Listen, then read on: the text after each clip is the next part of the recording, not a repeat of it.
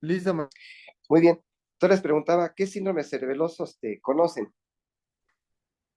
pues está el síndrome cerebeloso del Vermis, también el hemisférico, si no mal recuerdo, y...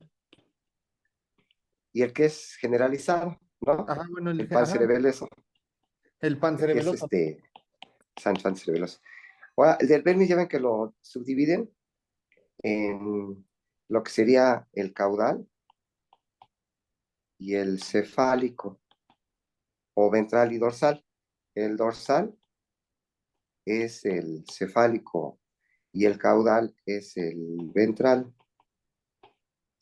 Cuando hablan del cefálico o dorsal, generalmente la lesión se localiza aquí, miren, esta es la cara dorsal del cerebelo y este sería el lóbulo anterior.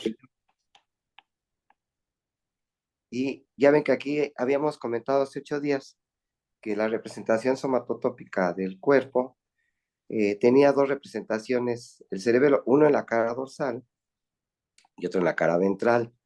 Y la cara dorsal, en sentido cefálico, o anterior y superior, se iba a encontrar las extremidades inferiores. El vermis se localiza el tronco y las extremidades superiores en la cara dorsal del lóbulo posterior. Y entonces, de tal manera que cuando se afecta este lóbulo anterior del cerebelo, se va a presentar principalmente una ataxia de miembros inferiores. Entonces, si vamos representando nuestro muñequito, vamos a tener que en este síndrome se van a afectar sobre todo los miembros inferiores.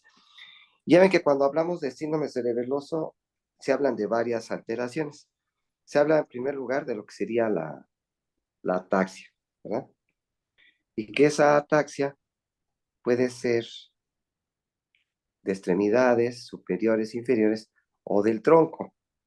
Y entonces, ataxia, que es incoordinación, en este caso se va a presentar principalmente en los miembros inferiores esta ataxia, de tal manera que vamos a observar que la prueba talón-rodilla al paciente le va a costar mucho trabajo realizarla, así como también debido a la ataxia de los miembros inferiores va a haber problemas en la marcha. Ya ven que el paciente aumenta la base de sustentación y la va haciendo en forma titubeante su marcha, ¿sí? Por la ataxia de los miembros inferiores. Recuerden que en el síndrome cerebeloso, aparte de la ataxia, hay trastornos del tono muscular y lo más frecuente es que haya hipotonía. Entonces se observa que en este síndrome va a haber hipotonía de los miembros inferiores, no así de los miembros superiores. También en el síndrome cerebeloso ya ven que hay temblor. ¿Alguien recuerda qué tipo de temblor se presenta en el síndrome cerebeloso? Ya ven esas oscilaciones rítmicas de movimientos involuntarios, de músculos agonistas y antagonistas, estos movimientos oscilatorios, que es el temblor. ¿En qué circunstancia se presenta este temblor? Cuando es al final de un movimiento que se produce, ¿no? Bueno, intencional, ¿no? Se le conoce. Es de intención, exactamente. Es decir, es cinético. Ya ven que puede haber temblor. El temblor se divide en temblor de reposo y en temblor de acción. Y a su vez, el temblor de acción se divide en postural y cinético. Ya ven que clásico temblor de reposo pues, es en la enfermedad de Parkinson y el temblor de acción postural es también muy manifiesto en los pacientes que tienen temblor esencial o el temblor familiar o en el temblor fisiológico exacerbado. Y en el caso del cerebelo es un temblor de acción de tipo cinético que muchas veces se acentúa al final del movimiento. Cuando el paciente va a tomar un objeto, se ve que momentos antes de que tome el objeto hay un pequeño movimiento en forma oscilatorio, como si estuviera dibujando eses, así con la extremidad que va a estar movilizando. Y entonces por eso dice que es el temblor terminal o temblor de intención y es temblor cinético. Ya ven que otras alteraciones que se presentan en el síndrome cerebeloso sería la disartria.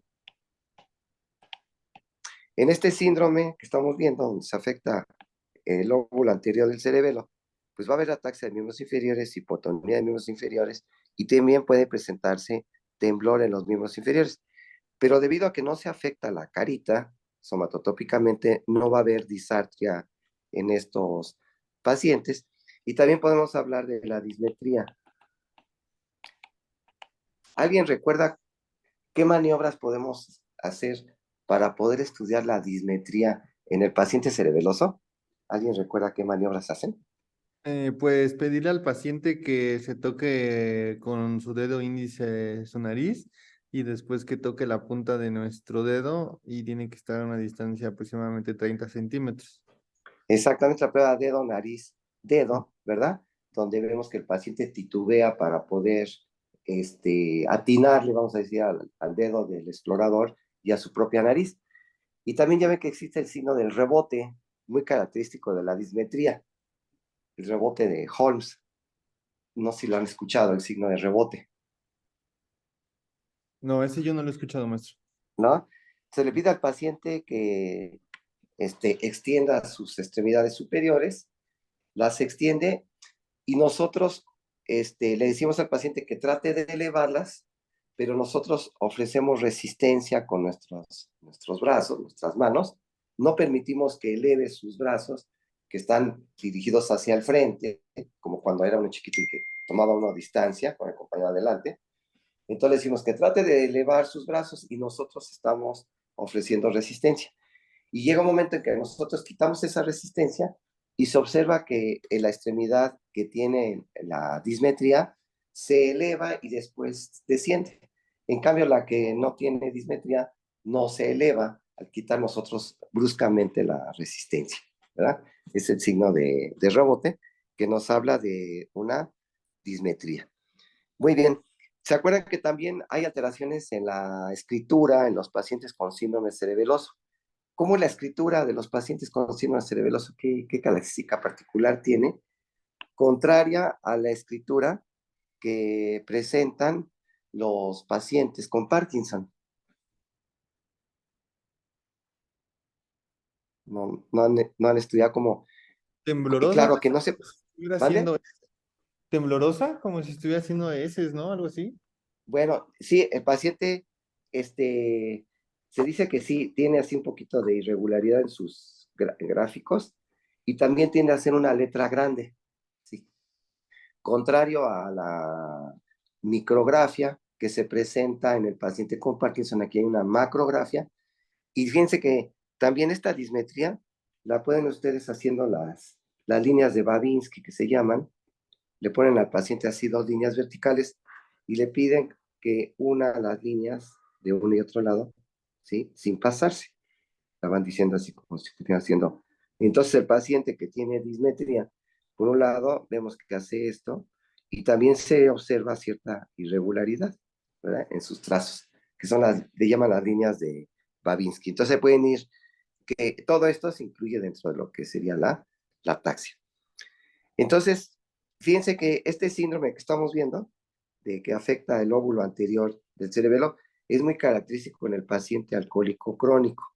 Entonces, es paciente alcohólico crónico, cuando vemos una tomografía, una resonancia, se observa que hay una atrofia cerebelosa más marcada aquí en el lóbulo anterior, de tal forma que el paciente, aunque ya no esté ingiriendo bebidas alcohólicas, se queda ya con una marcha muy característica que es una ataxia de los miembros inferiores, con torpeza para deambular, tropezándose con aumento de la base de sustentación, y ya queda en forma crónica esa marcha debido a la atrofia de este lóbulo anterior del hemisferio, de los hemisferios cerebelosos. Muy bien. El otro síndrome vermiano tenemos el ventral. Este ventral va a ser característico, se va a presentar sobre todo una lesión en el techo del cuarto ventrículo. Entonces, este síndrome lo vemos frecuentemente en niños y la lesión se encuentra exactamente en este sitio. Es decir, si vemos nuestro muñequito, ¿sí? Sería en esta zona, aquí estaría, aquí la cara ventral, ¿sí? Del vermis. Y entonces es muy característico en los niños que tienen tumores aquí en la cara ventral, que nace en el techo del cuarto ventrículo y que se considera que en niños menores de 5 años es el tumor intracraneal maligno más frecuente en edad pediátrica. ¿Alguien recuerda qué tipo de tumor es este? Está ahí en la línea media. Es el meduloblastoma, ¿no? Exactamente, es el meduloblastoma.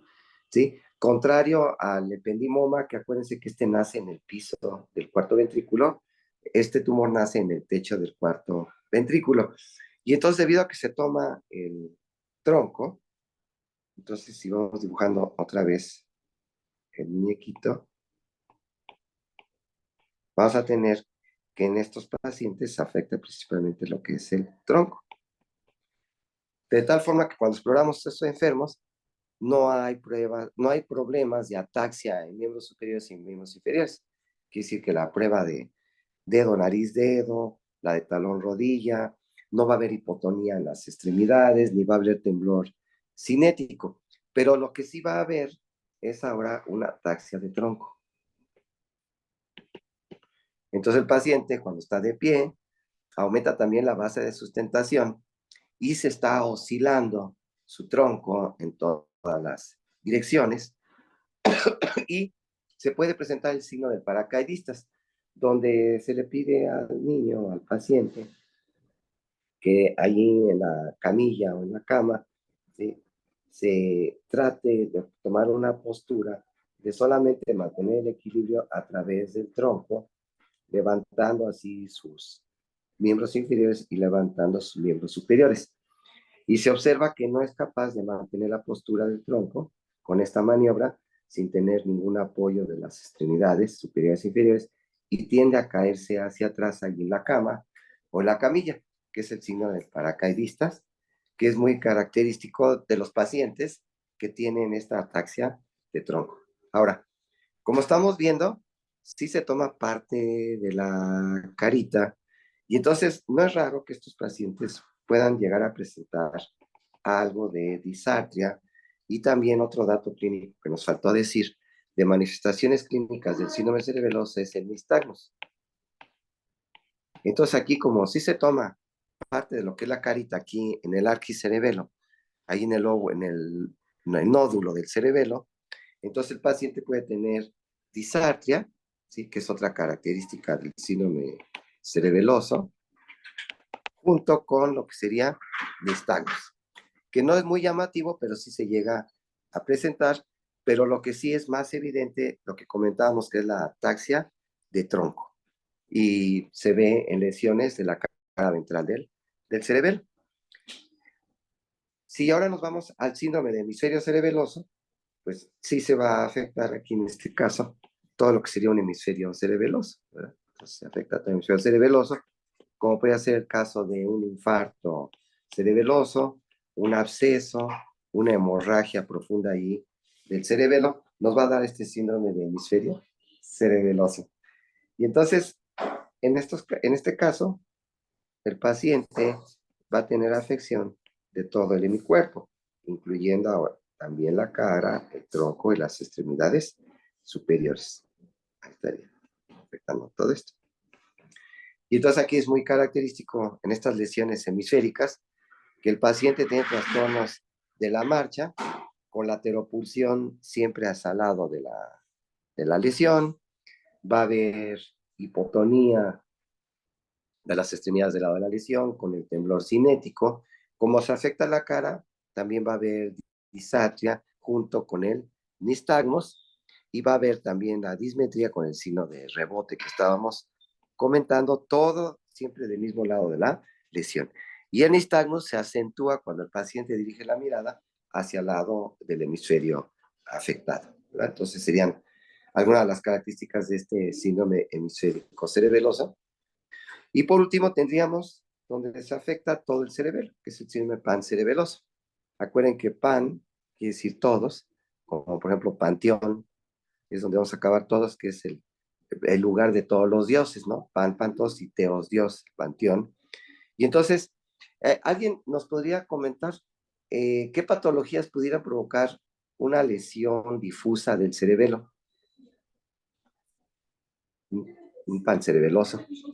¿Qué entidades nosológicas pudiera provocar? ¿Sí?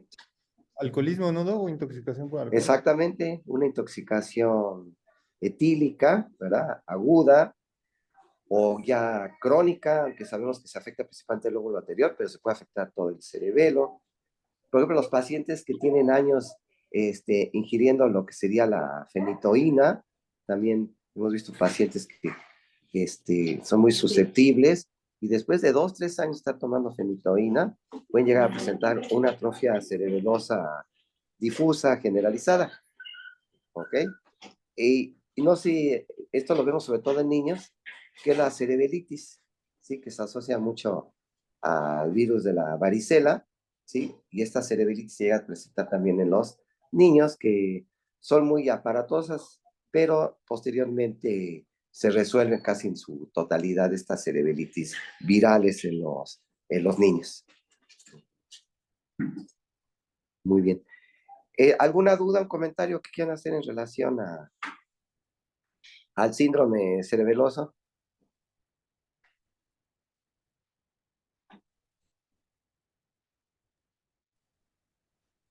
No, doctor, todo bien. ¿No? Muy bien. Entonces, acuérdense que el síndrome cerebeloso solamente se hace Pregunta. aparente. ¿Sí? Oiga, para solamente una duda que nos resaltó ahorita de que cuál era el tratamiento de la encefalitis, de la cerebelitis, perdón, en los Ahora, niños. cerebritis, generalmente los pediatras les dan aciclovir y corticoide.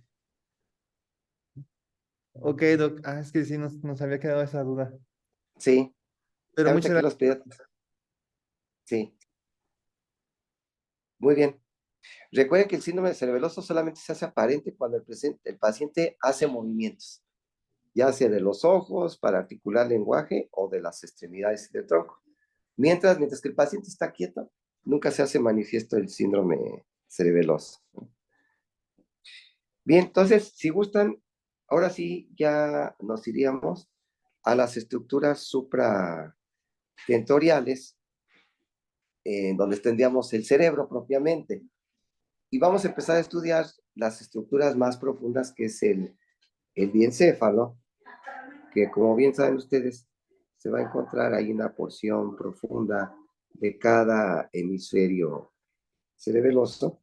Entonces, ahí vamos a tener lo que sería el diencéfalo, que se origina de esta vesícula secundaria, que es el diencéfalo, cubierto por las estructuras que se derivan de otra vesícula secundaria, el telencéfalo, que a su vez provienen del prosencéfalo. Y entonces, sabemos que este diencéfalo, la estructura más voluminosa serían los tálamos, ¿verdad? El tálamo, este complejo de núcleos, y rodeado por otros pequeños complejos de núcleos. Por abajo de él tendríamos el hipotálamo, y también ventrolateral al tálamo tendríamos el subtálamo, y en la porción póster superior al tálamo tendríamos el epitálamo.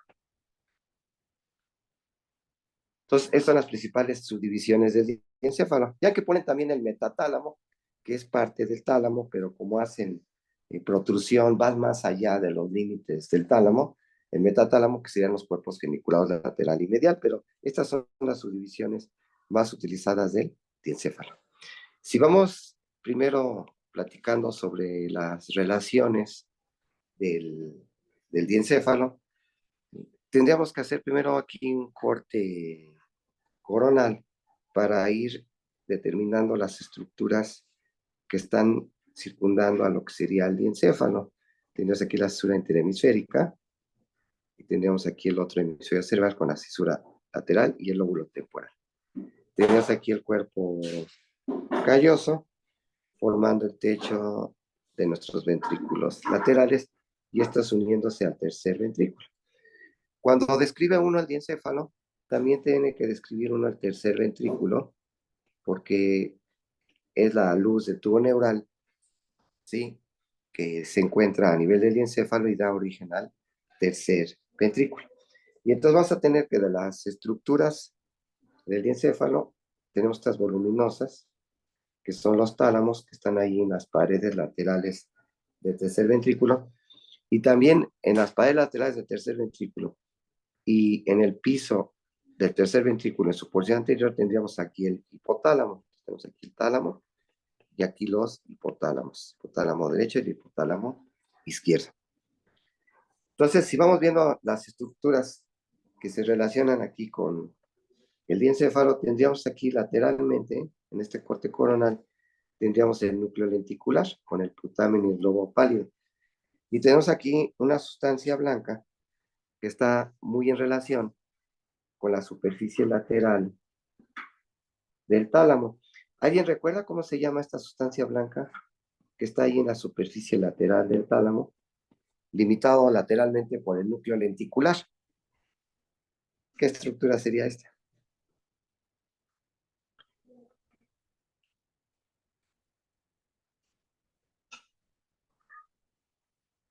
¿Qué nos podrían decir? Es el brazo posterior de la cápsula interna. Exactamente. Es el brazo posterior de nuestra cápsula interna.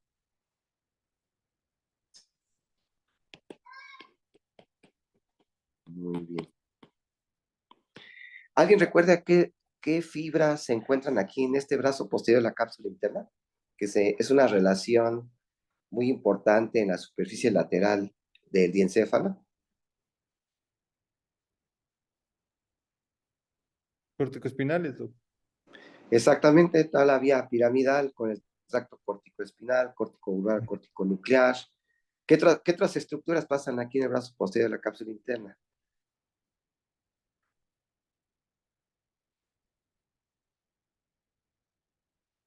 ¿Qué estructuras van ascendiendo?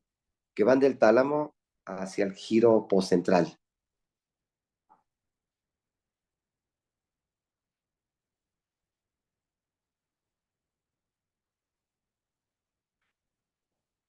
¿Qué fibras sensitivas que vienen de aquí del tálamo? Dicen del núcleo ventral póstero lateral y del póstero medial.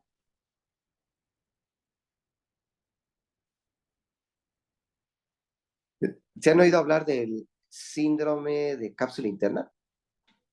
El síndrome de la cápsula interna y más específicamente del brazo posterior de la cápsula interna son las 4 Hs.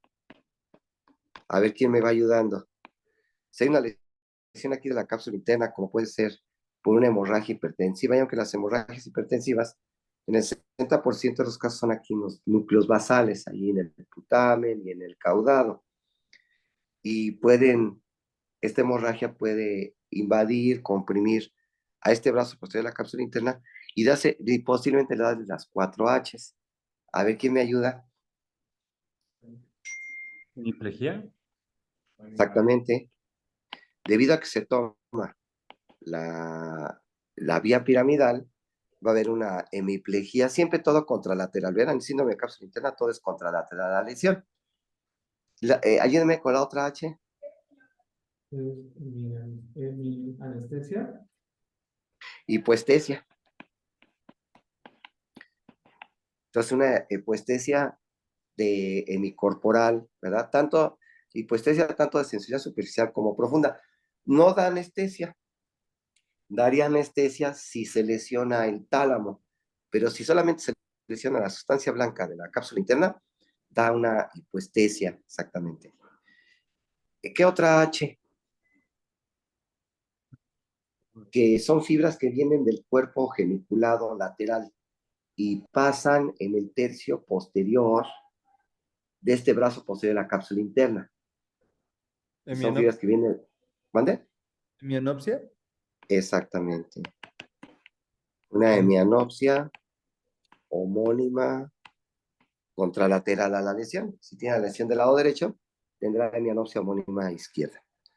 Y va a haber unas fibras que también pasan aquí por el brazo posterior de la cápsula interna, que vienen del cuerpo geniculado medial y pasan sublenticulares para dirigirse al labio inferior de la cisura lateral o cisura de Silvio en el giro temporal superior en las áreas 41 y 42 de Brodmann.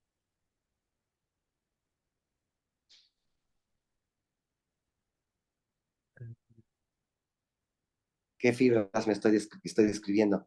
Si vienen del cuerpo geniculado medial, Después de ahí se dirigen por el brazo posterior de la cápsula interna. ¿Sí? ¿Hipoacusia? ¿Cuál? ¿Hipoacusia? Hipoacusia, exactamente. Y una hipoacusia también contralateral, ¿verdad?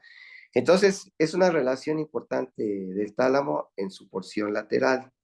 Ahora, en su porción ventral vamos a tener varias estructuras también importantes. Entonces, tenemos aquí arriba estas fibras y este núcleo.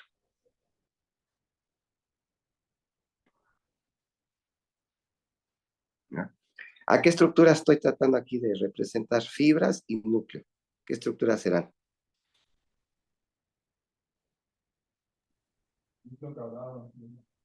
Este núcleo caudado. Acuérdense que el núcleo caudado está sobre el tálamo y también se relaciona con la prolongación frontal del ventrículo lateral. Y si vemos en un abordaje endoscópico, se introduce uno hacia el ventrículo lateral, se observa que ahí en el piso del ventrículo lateral, medialmente está el tálamo y lateralmente se ve la protrusión del núcleo caudado. Y entre los dos se observa un surco, que se llama el surco optoestriado, que está entre el tálamo óptico, ya ven que antes se llamaba tálamo óptico, porque cuando se hace la disección del tálamo y se extiende hacia adelante, se ve cómo el tálamo está fusionado al tracto óptico y que a su vez viene de la vía óptica. Pues antes se llamaba el tálamo óptico por su relación íntima con la vía óptica. Y entonces aquí se localiza el surco optoestriado en el piso del ventrículo lateral y en el surco optoestriado se acuerdan que va la vena tálamo estriada y viene la estría medular, la estría terminal, perdón, la estría terminal que viene a su vez de la amígdala. Estas son las estructuras que vienen aquí por el surco optoestriado y se relacionan con la cara superior del tálamo. ¿Y qué otras estructuras, qué otras fibras están aquí relacionándose con la cara dorsal del tálamo? ¿Qué fibras serán esas? Arribita del tálamo, que vienen del hipocampo y se dirigen, la gran mayoría de estas fibras se dirigen al cuerpo mamilar del hipotálamo. Van del hipocampo a los cuerpos mamilares del hipotálamo. ¿Qué fibras serán?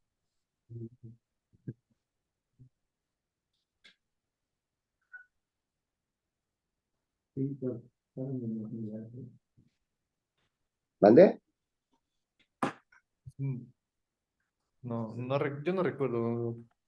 ¿Ah? Tiene forma de arco. No, las arpallas, no.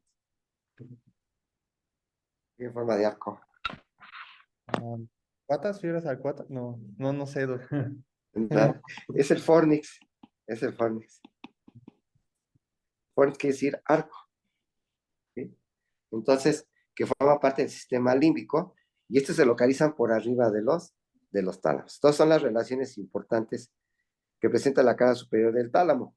El fornis, el núcleo caudado con el surco optoestriado que tiene la vena tálamo estriada, la estría terminal y también se relaciona con el piso, ¿sí? De lo que sería el cuerpo del ventrículo lateral y parte del antro del ventrículo lateral. Esas son relaciones importantes de la cara superior del tálamo. Ahora, si queremos ver sus relaciones ventrales, tenemos por un lado que es con el tálamo, tiene al hipotálamo, y si hacemos ahora un corte interhemisférico, aquí un corte medio sagital, podemos ir representando las estructuras que se relacionan ventralmente con el diencéfalo. Entonces, vamos a poner aquí el corte medio sagital de nuestro cuerpo calloso y aquí la cara medial del hemisferio cerebral. Y aquí tendríamos la estructura que nos interesa que es el tálamo. Y aquí, formando la pared anterior del tercer ventrículo, tenemos la lámina terminal, el quiasma óptico, la hipófisis y el cuerpo mamilar. Y acá atrás tendríamos lo que sería el mesencéfalo. Tendríamos el mesencéfalo. Entonces vemos que la cara ventral del diencéfalo, en su porción posterior, se está relacionando con el mesencéfalo, ¿sí? De hecho, aquí vamos a dibujar una estructura del epitálamo. ¿Alguien recuerda qué estructuras forman el epitálamo? Cuando hablamos de epitálamo, ¿a qué nos estamos refiriendo? ¿A qué elementos del diencéfalo?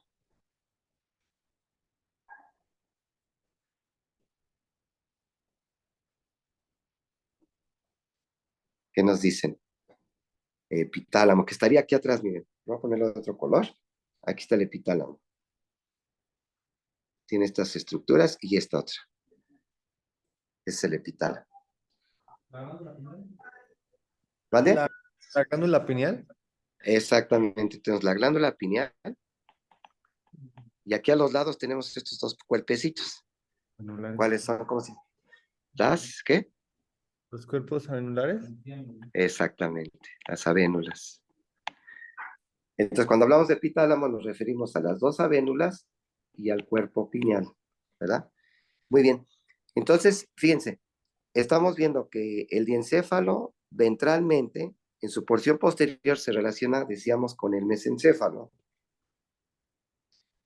Aquí exactamente arriba del colículo superior existe una comisura, que es una comisura importante para formar parte del centro de la mirada vertical, que estaría, fíjense, vamos a poner aquí el acueducto cerebral, aquí viene el acueducto cerebral y aquí se abre. Aquí. ¿Cómo se llama esta comisura? Esta comisura que está rostral o superior al colículo superior y ventral o inferior al cuerpo pineal. Es la comisura que forma parte del centro de la mirada vertical, que por eso cuando se dilata el acueducto cerebral, se altera esta comisura y estos núcleos que están en esta comisura, dando el síndrome de Parinó. Es la comisura posterior. Exactamente. Entonces, convencionalmente, se dice que la unión diencéfalo-mesencefálica se traza una línea que va de esta comisura posterior hacia el extremo posterior o caudal del cuerpo mamilar, que está el cuerpo mamilar, que está parte del hipotálamo. Y entonces este plano convencional separa el mesencéfalo del diencéfalo, es la unión diencéfalo-mesencefálica. Entonces, la cara inferior del diencéfalo, en su porción posterior, se continúa con el tegmento del mesencéfalo, en donde se localiza la ya denominada unión diencéfalo-mesencefálica, que en forma convencional se traza de la comisura posterior al extremo posterior del cuerpo mamilar. Pero vemos que la porción anterior del diencéfalo es la única porción del diencéfalo que podemos observar sin necesidad de hacer un corte de los hemisferios cerebrales. Y entonces, al ver la cara ventral de los hemisferios cerebrales, tendríamos aquí esquemáticamente nuestros nervios ópticos unidos por el quiasma óptico y después el quiasma óptico continuándose con los tractos ópticos. Aquí tendríamos los cuerpos mamilares y más hacia atrás tendríamos ya la cara ventral del mesencéfalo con la fosa interpeduncular. Y aquí tendríamos el nacimiento de esta estructura, que sería la eminencia media, que es parte de la neurohipófisis, que después se continúa con el infundíbulo tallo de la hipófisis y termina en el lóbulo posterior de la hipófisis, es decir, la neurohipófisis. Ya se le une aquí la parte intermedia y el lóbulo anterior de la hipófisis, es decir, la adenohipófisis. Entonces, esta es la única estructura del diencéfalo que puedo yo observar sin necesidad de hacer un corte del hemisferio cerebral. Y entonces esto es lo que se llama el tuber cinereum.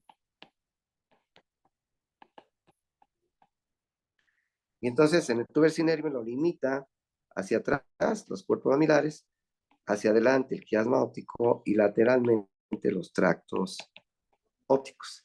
Y en el tuber cinereum están haciendo lo que sería la hipófisis, más precisamente la neurohipófisis, en lo que se llama la eminencia media.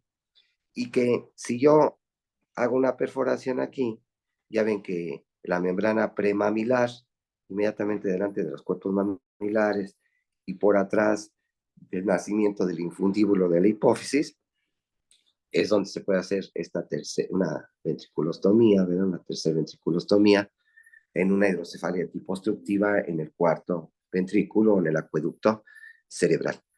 Entonces, es la importancia de este tuber cinereum, ¿sí? Que forma parte de la cara ventral del diencéfalo y que es la única porción que se observa sin necesidad de hacer un corte de los hemisferios cerebrales. Ahora, decíamos que en la porción anterior del diencéfalo vamos a tener esta estructura de sustancia blanca, que es la lámina terminal. Ya que la lámina terminal es la que sella en el desarrollo embriológico a nuestro neuroporo anterior, ¿verdad? La lámina terminal, y que va a formar la pared anterior del tercer ventrículo. Entonces, el límite anterior de nuestro diencéfalo lo va a formar esta lámina terminal que va a tener estructuras del hipotálamo, como se llama el área preóptica, que es interesante, que es la única porción del diencéfalo que se origina del telencéfalo, esta área preóptica que está en relación aquí con la lámina terminal, junto con la comisura anterior. Aquí tendríamos que poner que también por delante del diencéfalo se encuentra esta comisura, que es la comisura anterior.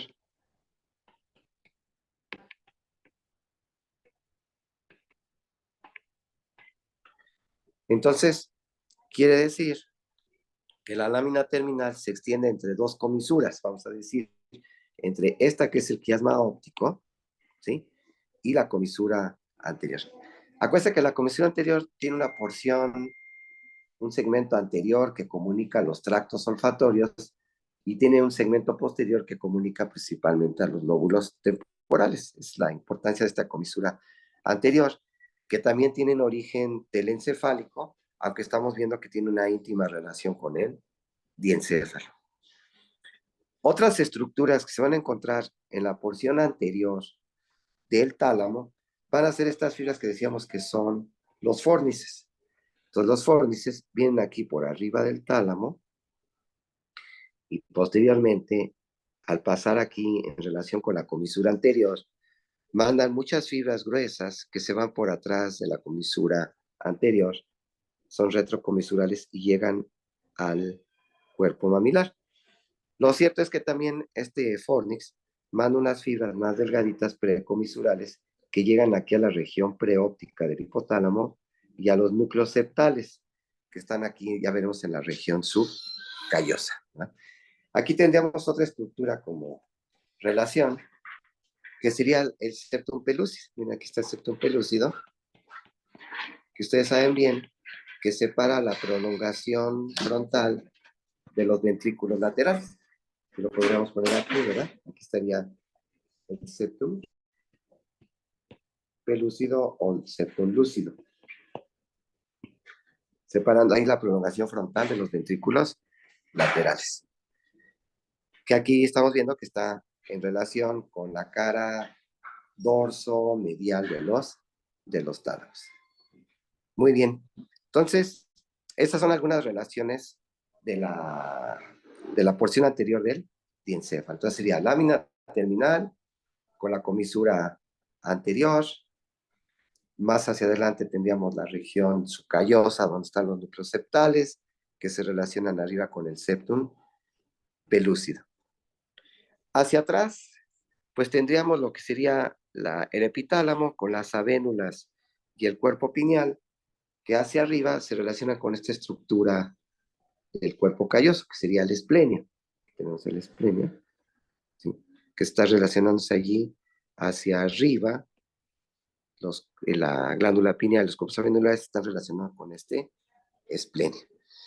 Que podríamos decir que también estas estructuras del epitálamo las podríamos observar sin necesidad de hacer un corte de los hemisferios cerebrales y solamente entrando aquí interhemisférico posterior entre los lóbulos occipitales, supratentorial, ¿sí? Para llegar a esta región del epitálamo, que también sería, junto con el tuber cinereum, otra estructura que yo podría observar sin necesidad de hacer un corte de los hemisferios cerebrales. Muy bien. Entonces, esas son las principales relaciones.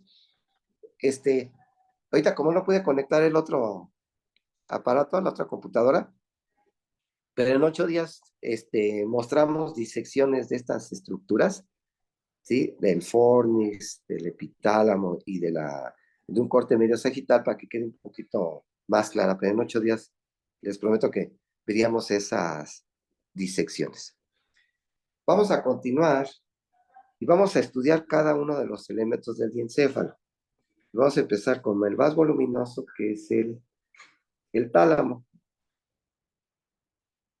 Y entonces, si vemos una vista superior de los tálamos, que es la que ponen la gran mayoría de los libros de neuroanatomía, ya estamos viendo aquí una vista superior de los tálamos, que se unen a la línea media por la adherencia intertalámica.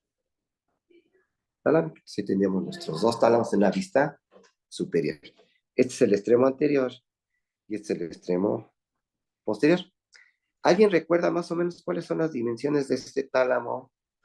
Por ejemplo, aquí en sentido antero-posterior, más o menos cuánto mide el tálamo.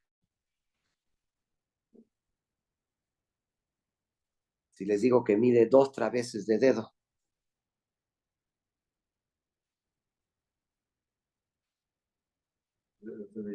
2 centímetros. Serían 3 centímetros. Más o menos cada través de dedo, si lo miden con sus reglas, mide más o menos 1.5 centímetros cada través de dedo. Entonces sería más o menos 3 centímetros. Y en las otras dimensiones, que sería en sentido transverso y en sentido vertical, mide la mitad, es 1.5 centímetros. Esas son las dimensiones de los tálamos. Antero posterior 3 centímetros, en sentido transverso y vertical, la mitad 1.5 centímetros. Entonces imagínense de la estructura que estamos describiendo, de lo pequeño que es, pero que el cerebro de nosotros los seres humanos son de los tálamos más grandes, porque el tálamo se ha ido creciendo conforme ha ido extendiéndose la corteza cerebral. Y como nosotros los seres humanos tenemos una corteza cerebral muy extensa, por eso el tálamo ha ido creciendo, porque ustedes saben bien que el tálamo es un relevo importante para toda la información que entra a la corteza cerebral. Toda esa información que entra a la corteza cerebral tiene que hacer relevo en el tálamo, a excepción de una información, ¿verdad? ¿Qué información no tiene que hacer relevo en el tálamo y llega directamente a la corteza cerebral? ¿Cuál? ¿Qué aferencia? Información sensorial. El Llega nervio del olfato, Doc. el olfatorio, exactamente. El olfatorio, el olfato. Muy bien. Entonces, aprovechando esta vista superior de los tálamos, aquí representaríamos el tercer ventrículo. Miren, aquí estaría la lámina terminal, esta sustancia blanca que forma la pared anterior del tercer ventrículo, y vemos que este tercer ventrículo está atravesado en el 70% de los cerebritos por esta estructura que se llama la adherencia intertalámica, que algunos autores también le llaman la comisura talámica, pero en realidad no tiene fibras, sino tiene núcleos, es la adherencia intertalámica. Y hacia acá atrás, ¿qué estructuras tendríamos? Miren qué estructuras puede tratar de representar aquí. ¿Qué sería esto aquí? En el extremo posterior del tercer ventrículo. Entonces, este es el tercer ventrículo. ¿Qué estructuras serían estas?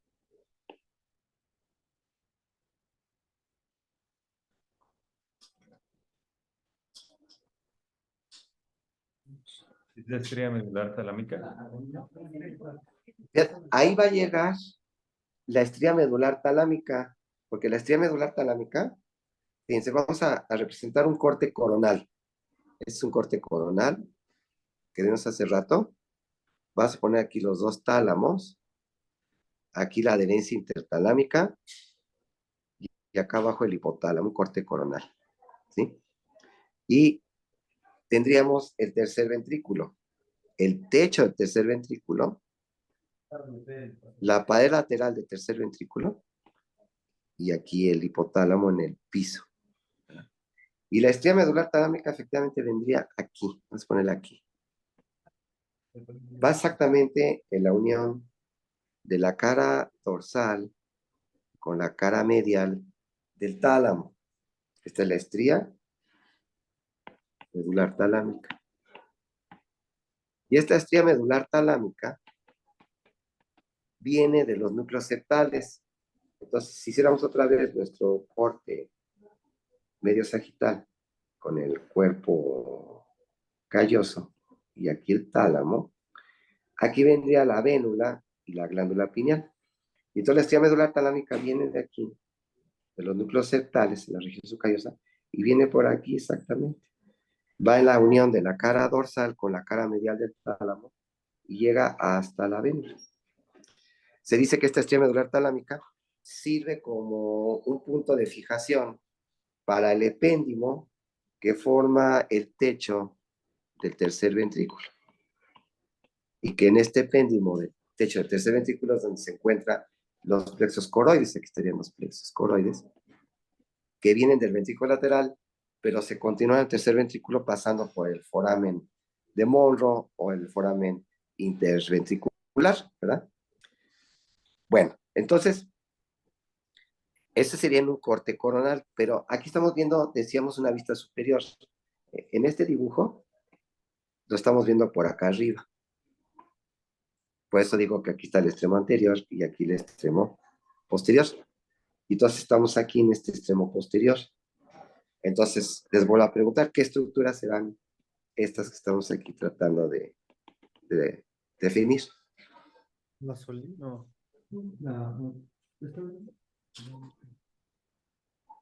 ¿Qué estructuras? ¿Sería la vénula? Exactamente. El epitálamo, ¿verdad? La vénula y el cuerpo pineal, exactamente. Allí, en la pared posterior del tercer ventrículo. Que los tumores de la región pineal invaden la porción posterior del tercer ventrículo, diferencia de un craniofaringioma que generalmente invaden allí el tercio medio o el tercio anterior del tercer ventrículo. Lo mismo de los quistes coloides, ¿verdad? Que se encuentran aquí cerca del septum pelúcido, es decir, en la porción anterior del tercer ventrículo. Muy bien, entonces vamos viendo las relaciones aquí del tálamo. Aquí, ¿quién vendría en este sitio? ¿Quién vendría aquí? En este esquema, ¿quién estaría aquí?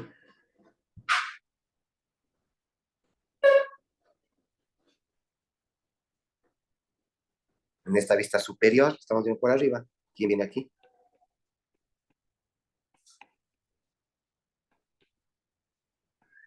Para que se entienda nuestra esquemita. ¿Qué estructuras son estas?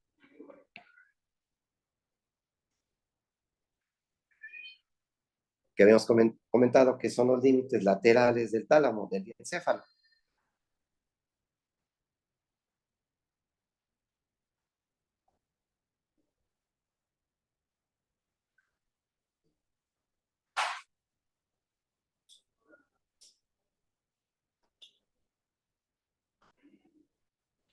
¿Sí? ¿Los escucha? ¿Cómo fue la formación reticular? Fíjense, la formación reticular tiene la característica que ya ven que nacía del sistema activador reticular ascendente, ascendía de la unión pontomesencefálica, pasaba y formaba el tracto tegmental central.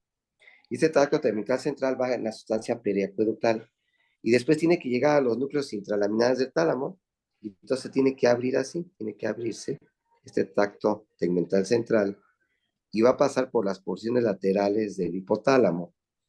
Esto explica por qué las lesiones destructivas bilaterales de las porciones laterales del hipotálamo provocan coma, porque se lesiona este tracto, que es el tracto tegmental central, que viene de los núcleos que dan origen al sistema activador reticular ascendente, y donde habíamos dicho locus ceruleus, pedúnculo pontino y los núcleos pontinos centrales.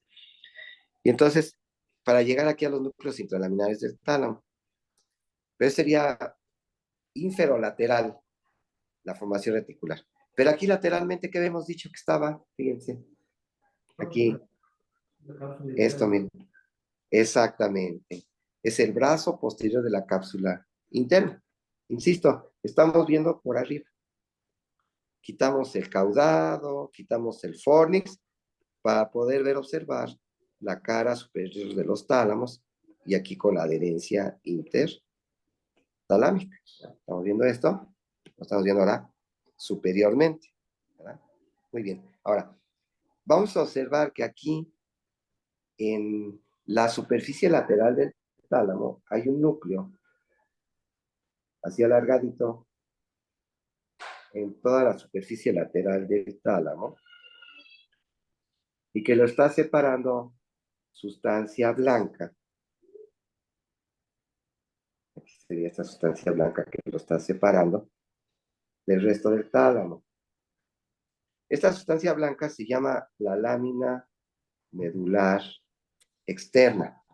Esta es la sustancia, que es la lámina medular externa. Y entonces ahora sí, yo creo que por eso dijeron formación reticular. ¿Cómo se llama este núcleo que está aquí, que describimos también, que es muy importante en la fase REM del sueño? Que decimos que forma una especie como de compuerta de una presa. ¿Cómo se llama este núcleo? Bueno, el núcleo reticular. Exactamente. Es el núcleo reticular del tálamo. Por eso mencionaban algo de la sustancia reticular, ¿verdad? Muy bien. Entonces, es el núcleo reticular del tálamo, separado del tálamo por la lámina medular externa. Y si hay una lámina medular externa, quise que hay una lámina medular interna que tiene la característica que se abre en el extremo anterior. Y de esa forma el tálamo queda dividido en 3 grandes porciones. ¿Quién nos podría describir cuáles son estas 3 grandes porciones en las que se está dividiendo el tálamo?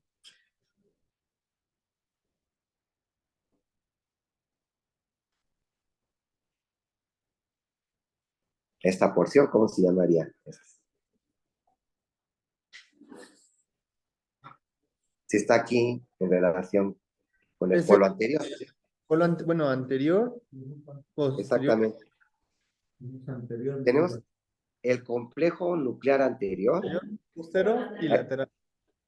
Fíjense, tenemos la masa nuclear lateral, y medialmente tengo el núcleo dorsomedial, y por abajo de él se encuentra el ventromedial.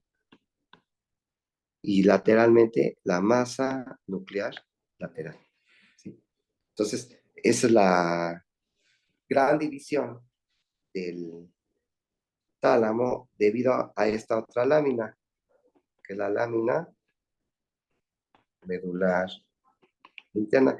Y se acuerdan que esta lámina medular interna manda una ramificación que va a limitar unos pequeños núcleos que se encuentran ahí dentro del tálamo. Estos pequeños núcleos. ¿Cómo se llaman estos pequeños núcleos? Que los delimitan ramificaciones de la lámina medular interna. Interlaminares. Exactamente, son los intralaminares. Y de estos intralaminares, en nosotros los seres humanos hay 2 muy grandes, que son el centro mediano y el parafascicular. Entonces, cuando escuchen centro mediano y parafascicular, no son más que los núcleos intralaminares que se encuentran allí dentro de la lámina medular interna. Bien, pues ahí ya es el tiempo. Entonces, en 8 días veríamos las imágenes de las relaciones del diencéfalo, y continuaríamos describiendo los núcleos que constituyen el tálamo, y después diremos sus conexiones, y sabiendo sus conexiones, las funciones de cada uno de los núcleos del tálamo. Muy bien. Pues nos vemos en 8 días. ¿Ok? Perfecto, maestro. Aquí estaremos. Pues, hasta luego. Buena semana. Muchas gracias. Igualmente, ¿Por qué? Hasta luego.